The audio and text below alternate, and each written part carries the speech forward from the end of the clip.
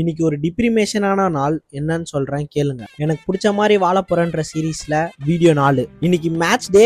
காலையிலே பிரேக்ஃபாஸ்ட்லாம் சாப்பிட்டு கிளம்பியாச்சு. நானும் பில்லாவும் கிரவுண்டுக்கு போறோம் போய்கிட்டே இருக்கோம். 2 கிலோமீட்டர்னு ஒரு வழியா எப்படியோ கிரவுண்டுக்கும் வந்தாச்சு. மேட்சும் ஸ்டார்ட் ஆயிடுச்சு. இன்னைக்கு நம்ம தான் பவர் பிளேவை ஓபன் பண்ணது. கொஞ்சம் மோசமாவே ஓபன் பண்ணியாச்சு. எப்படின்னா அவங்க ரன் அடிக்கல, நானா வைடு போட்டு ரன் குத்துட்டேன். அடிச்ச காத்துல கொஞ்சம் ஏடாகடமா ஸ்விங்கும் ஆச்சு. மொத்தம் 3 ஓவர்ஸ்க்கு 31 ரன்ஸ், 1 விக்கெட். Next batting. கடந்த 2 மாசமா யாரு கண்ணு வச்சான்னு தெரியல, ரொம்ப மோசமா ஆடுறேன். மோசம் இல்ல, பேட்டிங் ஸ்கில்லே போயிடுச்சு. திரும்ப ஒரு நாள் என் தலைவன் மாதிரி கம்பேக் கொடுப்பேன், காத்திருப்போம். லாஸ்ட்ல மேட்சும் தோத்தாச்சு. அதே சோகத்துல வீட்டுக்கும் அப்படியே கிளம்பிட்டோம். வீட்டுக்கு வந்து பார்த்தா மட்டன் குழம்பு அண்ட் ஈரல். சோகமா தான் அதையும் சாப்பிட்டேன். சுமார் 6 மணி போல ஒரு போன், நம்ம ஹைதராபாத் நண்பர் வந்திருக்காருன்னு. அப்படியே போய் அட்டிய போட்டாச்சு. அப்படி என்ன தாண்டா பேசுவீங்கன்னு கேட்டீங்கன்னா வேற என்ன, அரசியல் தான். டிவிகே டிஎம்கேல இருக்க கட்சிக்காரன் கூட இப்படி பேச மாட்டான். நாங்க அதுக்கு மேலேயும் பேசுவோம். பிரியாணி வாங்கினது வேற ஒருத்தர், ஏதோ இவன் தான் வாங்கின மாதிரி போஸ்ட் கொடுக்குறான் பாத்தீங்களா.